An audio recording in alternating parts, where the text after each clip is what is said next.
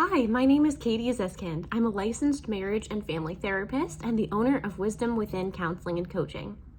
We help people build meaningful, loving relationships based in confidence, creativity, and playfulness. You can book your free phone consultation at wisdomwithinct.com.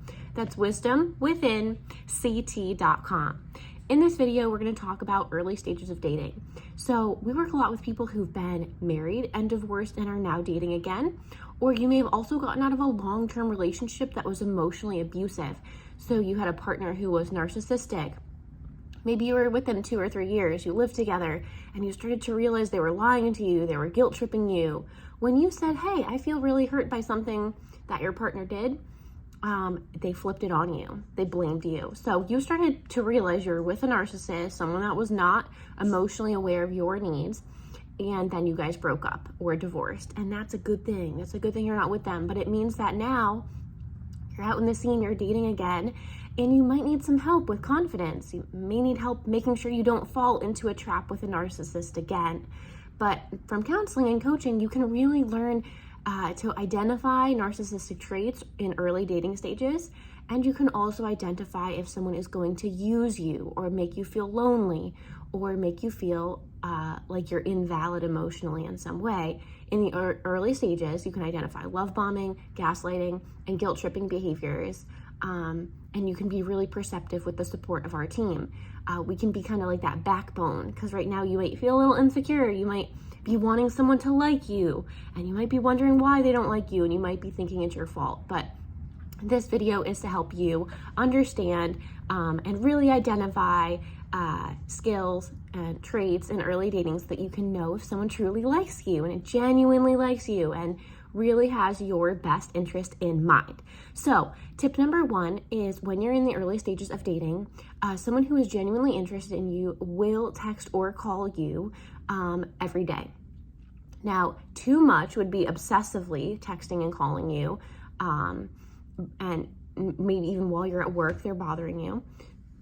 But too little would be not responding to your text within 5 or 6 hours. Everyone's on their phone nowadays. So if you're the person you're trying to date in the early stages of dating, this new person doesn't respond to you within 5 or 6 hours, they're probably not genuinely interested in you. They probably see someone else as more of a priority, or their job is more of a priority than you are.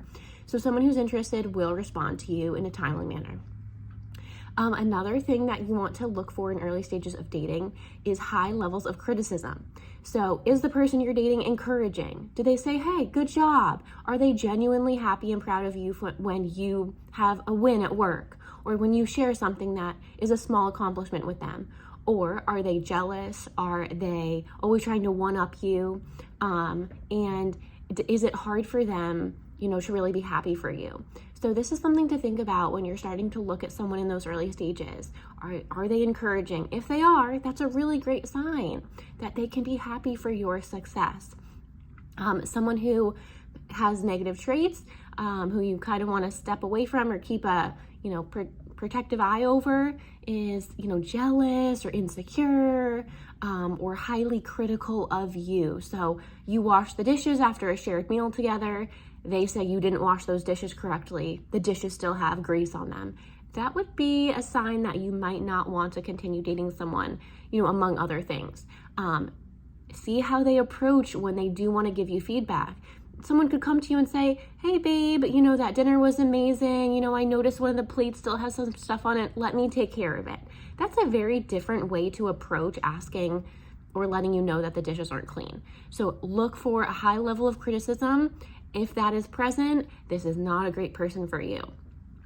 Another piece is talking about payment. On a date, maybe it's traditional, but someone who likes you might pay for you. Typically, they'll pay for you to say, hey, I can take care of you. I'll take care of your $15 sandwich, right? It's not you're not buying $100 worth of food for yourself. You're spending 15 to 20 bucks on a sandwich, maybe a drink or a juice. And they pay for you. That is the sign that they like you. This is not to be confused with love bombing. Love bombing can be when someone has an explosive episode or an angry episode and then buys you something to make you forget. This is just genuinely on a date they're treating you. And this is a sign that someone does like you as more than a friend. If someone says, hey, why don't you take it today? Or why don't we split it? This is a sign that they may not be ready for the investment that a relationship has. Because when you're in a relationship, you might be going to do other things. You might be going on a small vacation. You want the person to have some type of funds to treat you, to take care of you. So that's one piece of this. If you are dating someone that may have some red flag behaviors, they will get snappy with you. They will have a lack of patience. They will seem easily annoyed, and you will then shift into your default, which is people pleasing. So in a relationship with someone who's healthy, you won't have to feel like you need to please them or be a people pleaser. When you're with someone that has some narcissistic traits that you might want to step away from or break off that connection, you're going to feel like you have to constantly fix it. Like there's going to be that rumbling cloud of something wrong, and you're going to be on edge. You'll feel it in your nervous system. So with someone who's healthy, they'll help you feel at ease. They won't be constantly questioning you. And so you'll get to be more confident, and your authentic self, a different side of yourself, will be able to come out. So make a note of that. And now the last piece is, if you're in a relationship in those early stages of dating with someone who's healthy, they will not push your personal boundaries. So you may not want to have sex. You may not want to kiss. You may not want certain things. You may say, oh, hugging is fine, or you may not want to go to their house, or you might want to meet in a restaurant. Whatever it is that is your personal boundary, someone who genuinely cares about you, genuinely likes you and respects you, and wants a future with you will not push your personal boundaries. So if you say, hey, I don't want to have sex, they'll say, that's fine. Let's go to the park instead. Someone who is focused on sex is really just looking for a high, a good time, a hookup. And so if you're kind of setting the boundary, someone who's genuinely wanting to date you will not mind that you're setting a boundary. They might even ask you about it, your past, will be curious about getting to know you more and what helps you feel emotionally safe.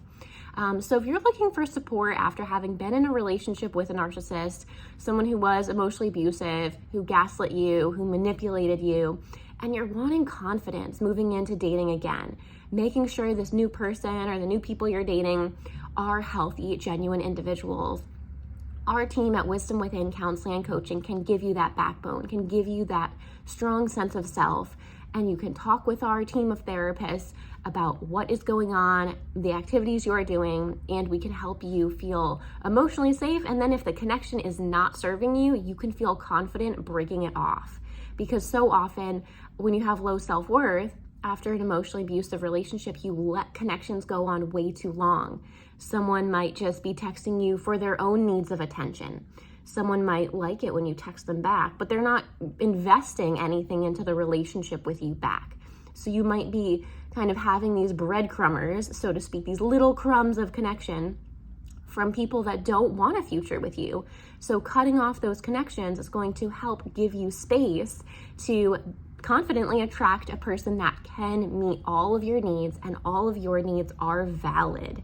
And there is someone out there that genuinely wants to meet the needs that you have. So believing these, affirmations can be very helpful in the early stages of dating. So I'm Katie Ziskind. I'm the owner of Wisdom Within Counseling and Coaching. You can book your free phone consultation to build self-confidence in early stages of dating after having been in a relationship with someone that didn't treat you right at wisdomwithinct.com. That's ct.com. Again, that's wisdomwithinct.com. I would love to help support you in building confidence and in dating. Thank you.